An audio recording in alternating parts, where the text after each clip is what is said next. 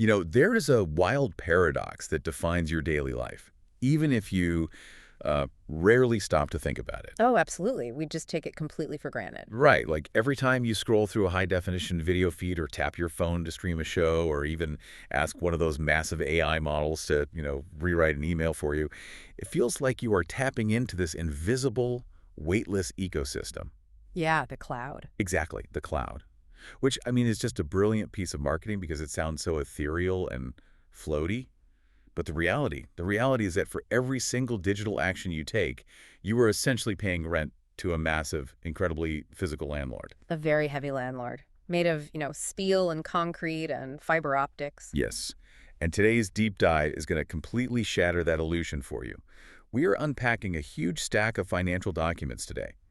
Specifically, the Q1 2026 earnings report for American Tower Corporation, which just dropped on April 28, 2026. It's fresh off the presses. It is. And our mission today is to decode how the physical infrastructure of our digital world is booming using their financials as our map. And honestly, it is the perfect map to use. Because when you pull back the curtain on the internet, you don't just find abstract code. You find REITs.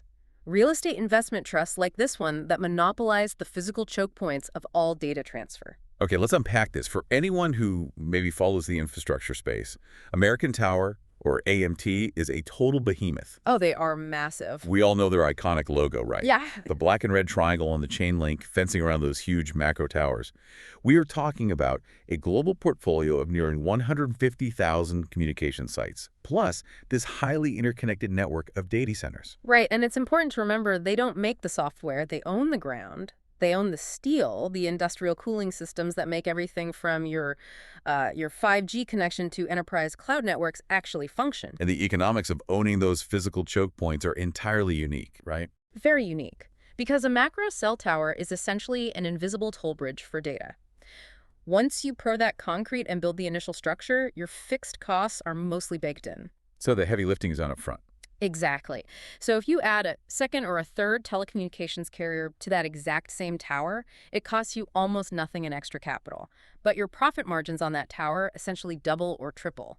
Which brings us directly to their first quarter numbers for 2026 because, wow, business is absolutely booming right now. Oh, it really is. Let me just throw out the headline numbers. Total revenue for the quarter hit $2.738 billion. Which is a solid 6.8% increase year over year. Right. A healthy, respectable growth rate for a mature infrastructure giant. Yeah. But the absolute jaw-dropper here is their net income. Their net income skyrocketed by 76.2% to $879 million. And, I have to call a timeout here. I figured you might. It's a crazy number. I mean, logically, mechanically, that just doesn't make sense. If my local coffee shop's profits jump 76% in one quarter, it usually means they sold 76% more lattes. Or they opened a second location. Exactly.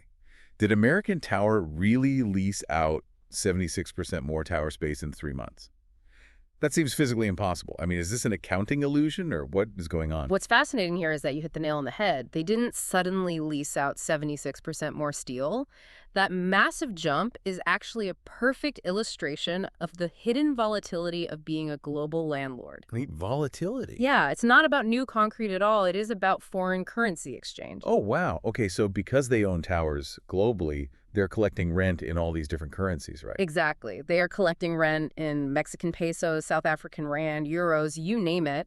But they have to report their earnings back to Wall Street in US dollars. Right. So let's look at the actual data in the report. If we rewind to this exact same time last year, the first quarter of 2025, American Tower suffered a massive $345.7 million loss, specifically due to foreign currency Okay, fluctuations. so $300 million just vanished. Poof, gone. Because the US dollar was incredibly strong back then, which meant all those foreign rent checks translated into far fewer dollars when they brought them back to Boston. That is wild. It effectively evaporates their revenue on paper before it even hits the bottom line. Exactly. But in Q1 2026, the global macroeconomic winds shifted.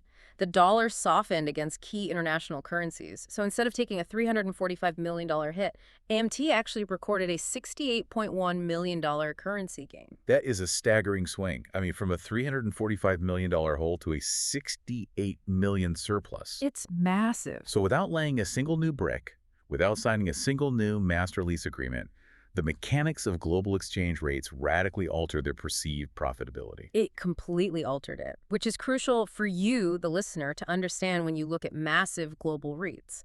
The underlying The business, towers and data centers. right, the actual physical infrastructure, that is remarkably steady. The Yeah. wild swings you see in net income are often just the noise of the global currency markets layered on top of that steady foundation. Okay, so if currency impacts them this much, we really need to look at exactly where on the globe this real estate sits. Yeah. Because when you synthesize their regional property revenue breakdown, the international growth is just like a sea of double-digit surges. The international footprint is where the true infrastructure land grab is happening right now. It really looks like it. Okay, check this out.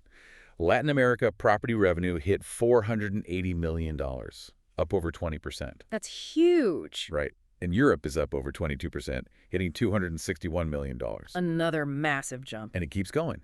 The Africa and Asia Pacific markets pulled in $379 million, growing at 13.5%. And on top of all that, their data center segment grew 18.4%, hitting $289 million. So they're pulling in massive sums overseas. But, okay, here's the data point that completely stopped me in my tracks. I get to the U.S. and Canada segment in the report. Ah, yes, the core market. It's exactly their home turf. It generated a massive $1.262 billion, but it actually shrank by 2.8%. Wait, the US and Canada are the capitals of the tech boom. How is the landlord losing ground in their biggest, most tech-obsessed market? I know exactly what you're looking at, and it is honestly one of the most confusing quirks of corporate finance. It is highly counterintuitive. AI adoption is surging. 5G is everywhere. Why is it shrinking? To understand why the U.S. market appears to be shrinking on paper, we have to talk about REIT accounting. Specifically, a mechanism called straight-line revenue. Straight-line revenue. Yeah. The earnings report explicitly notes that this U.S. negative 2.8% growth rate includes an estimated negative impact of over 3% due to this straight-line accounting rule. Wait, so meaning if you remove that accounting quirk, the U.S. actually grew slightly. Exactly. It's a paper distortion, not a mass exodus of U.S. tenants. But why? Why does GAAP, the accounting rules, force them to report shrinking numbers if the underlying business is actually fine? It comes down to something called the mashing principle. Basically, GAAP wants to prevent companies from manipulating how profitable they look based simply on when cash changes hands. Okay. Think about the scale of the leases AMT signs. These aren't like monthly apartment rentals. These are massive, non-cancelable 10 or 15-year master lease agreements with telecom giants. So a carrier might say, hey, we will pay you a massive upfront premium to secure space on 5,000 towers for the next decade, but then we want lower payments in years 5 through 10. Exactly. Or the reverse. They might negotiate lower rent today while they spend billions rolling out a new network and agree to massive built-in rent escalators in years 7, 8, and 9. Right, so if you just track the raw cash, AMT's revenue would look like a total roller coaster. It would spike and crash depending on the exact month a telecom check clears. Yes. So GAAP steps in and says, no, you must average the total value of that 10-year contract and report a flat, straight-line amount of revenue every single quarter. You have to smooth it out over the life of the lease. Which creates this massive disconnect between the revenue they report and the actual cash flow. Exactly. So when they sign huge renewals, that straight-line averaging creates a distortion on paper. It makes it look like revenue is dipping in the U.S., when in reality, the actual cash payments and those ironclad decade-long contracts are as solid as ever. Okay, that makes so much more sense. So they aren't bleeding tenants in the U.S. Their accountants are just diligently following the rules. Precisely. But man, if they are securing these massive decade-long leases and expanding aggressively across Latin America, Europe, and Africa, while simultaneously pouring concrete for data centers. It requires an absolute ocean of upfront capital. Right. Before the first rent check even clears, you have to buy the land and physically build the tower. How are they paying for all of this today? Well, the balance sheet is where the true scale of this operation reveals itself. And I'll warn you, it is not for the faint of heart. Here's where it gets really interesting, because their debt load is just staggering. It's massive. I'm looking at the total debt, and it sits at a whopping $37.3 billion. $37 billion with B. It's essentially the GDP of a small nation. It really is. And if you subtract their $1.6 billion in cash equivalents that they have on hand, their net debt is $35.7 billion, which leaves them with a net leverage ratio of 4.9 times their annualized adjusted EBITDA. which in an environment where interest rates are definitely not sitting at zero anymore, a $37 billion liability is a massive gravitational pull on a company. And I have to push back here, or at least relate this to my own life. Because if you or I have personal debt, like a mortgage, that is 5 times our gross annual income, we're probably panicking. Oh, absolutely. The bank would be calling every day. Right, I'd be selling my car. So a $37 billion debt mountain sounds terrifying. Are they over-leveraged? Is this a house of cards waiting to fall? It is a very natural reaction to see a B for billion next to a debt figure and start sweating. But if we connect this to the bigger picture, corporate liquidity and the actual cash flow change the context entirely. Okay, call my nerds then. You cannot look at the mountain of debt without looking at the massive industrial cash machine that was built to service it. Let's look at their adjusted EBITDA. And just real quick, let's clarify why we look at EBITDA here instead of net income. Because net income includes all sorts of non-cash noise, right? Exactly. Net income includes depreciation. When you own 150,000 steel towers sitting out in the rain, the IRS allows you to deduct the gradual depreciation of that steel over time. It lowers your taxable income. Significantly. But depreciation is a paper expense. You aren't actually writing a check for rust. Right, rust doesn't cost you cash out of pocket today. Exactly. So when you strip away the taxes, the interest on that massive debt, and the depreciation of the physical steel, EBITDA shows us the actual raw cash this machine is spitting out from operations. Yeah, okay, so what is the cash engine producing? Well, in a single quarter, Q1 2026, AMT generated an adjusted EBITDA of $1.835 billion. Almost $2 billion in raw operational cash in just 90 days. Right. When you annualize that to over $7 billion in core cash flow, a 4.9x leverage ratio is actually highly manageable for an infrastructure REIT.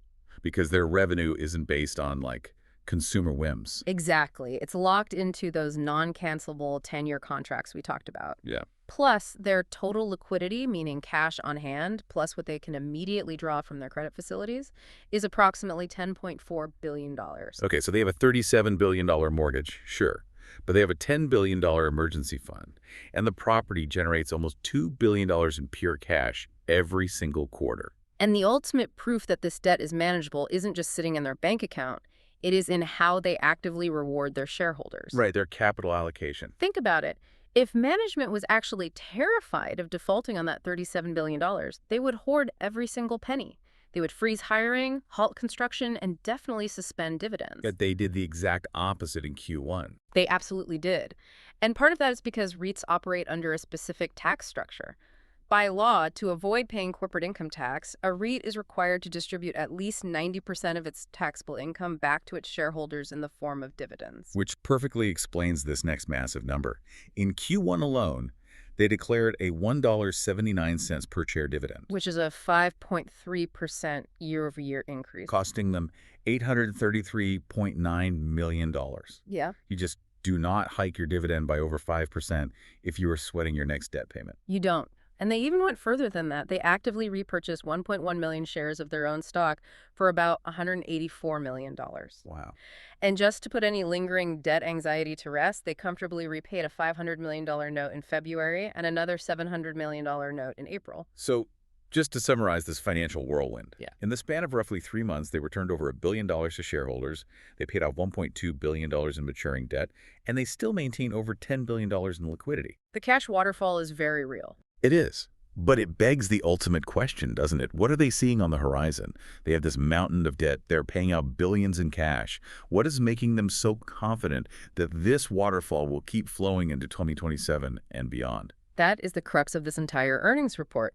Because Wall Street doesn't pay a premium for the rearview mirror, they pay for the windshield. I like that. And to understand the horizon, we have to look closely at the commentary from their CEO, Steve Vondran, and look at their aggressively revised 2026 projections. Yeah, Vondran's statement in this report is incredibly bullish. He stated point blank that American Tower is operating from its strongest strategic position in more than a decade. Think about the gravity of that statement. A decade. That covers the smartphone explosion, the transition to 4G and 5G, the massive work-from-home pivot during the early 2020s. Right. For him to say their position is structurally stronger now than at any point during those historic boom cycles, that is a massive signal to the market. And he specifically cites the, quote, structural growth drivers of their business. He lists rising mobile data consumption, accelerating cloud adoption, and the rapid expansion of AI-driven workloads. Yep, those are the big three. Now, I read those, and my initial instinct is to kind of roll my eyes, because cloud adoption and AI workloads are the exact buzzwords every tech CEO uses right now to pump their stock. Oh, for sure. Everyone throws AI into their press release. But this is where physical infrastructure is radically different from software. How so? For American Tower, AI and cloud aren't just marketing buzzwords. They represent inescapable thermodynamics and physics. Because AI doesn't actually live in the ether. Exactly. When a tech giant trains a new, incredibly complex artificial intelligence model, or when an enterprise shifts its entire database to the cloud, it requires thousands of specialized, high-density servers. And those servers need juice. Massive amounts of electricity. And because they consume so much power, they generate immense amounts of heat. They require heavily reinforced data centers with specialized liquid cooling systems. Right, so AI and cloud computing are essentially just new, hyper-aggressive ways to consume space, power, and cooling. And American Tower is literally in the business of leasing space, power, and cooling.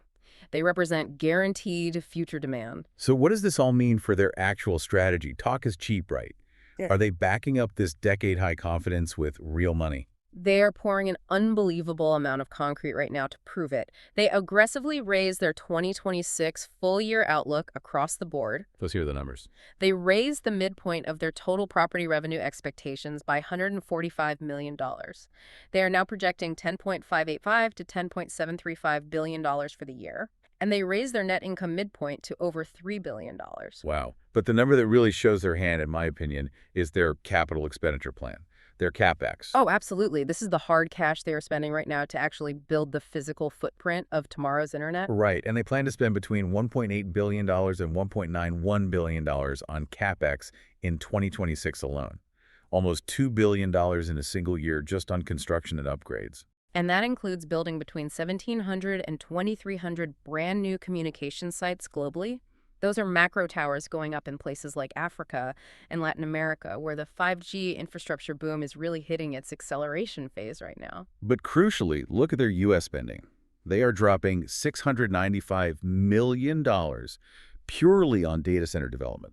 $700 million on data centers in the U.S. Right, because you, the listener, expect your apps to be instantly responsive. We hate lag. We despise it. And when you run a heavy local LLM query or stream an 8K video, that data cannot travel from a massive server farm in Virginia all the way to your phone in Los Angeles without latency. The speed of light is only so fast. Exactly. So American Tower is spending hundreds of millions right now to build these interconnected, heavily cooled data centers closer to the edge, closer to you, just to catch the incoming wave of demand. It really forces you to completely shift your perspective. Like the next time you hear about a new AI model or you read a headline about a massive GPU chip shortage, you shouldn't just picture software engineers typing away in Silicon Valley. No, you have to picture the physical reality. Right, you have to picture the thousands of physical steel towers being erected across the globe and the heavily cooled, incredibly loud, concrete data centers that American Tower is currently building just to make sure your phone doesn't freeze when you hit send. Because software is entirely useless without the physical hardware to run it, and that hardware has to live somewhere. It has to be powered, it has to be cooled, and it has to be connected.